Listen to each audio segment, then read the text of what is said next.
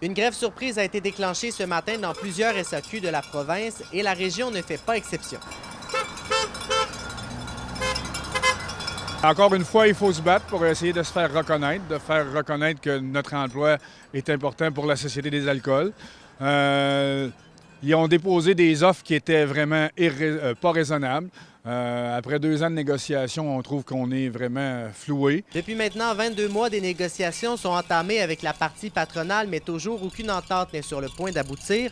Le représentant syndical des SAQ de l'Abitibi-Témiscamingue rappelle que différents enjeux tels que les salaires des employés ainsi que la prestation en assurance maladie font partie des sujets de négociation sur la planche à dessin. Il nous disait tout ce qui va vous coûter de l'argent dans la négociation, on va négocier ça plus tard. On arrive à justement parler de ces points-là qui seront avec incidence monétaire. Puis on nous dit non, il n'y a rien à négocier, c'est nos offres salariales, point. Vous, vos points, on ne les tient pas en compte.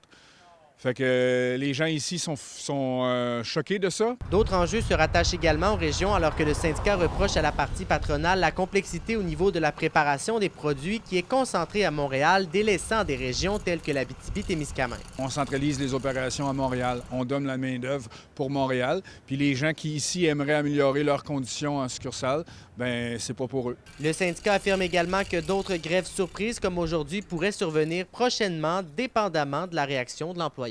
Maintenant, on va être avec la question de la surprise, parce que l'employeur ne semble pas vouloir revenir à la table de négociation de façon sérieuse.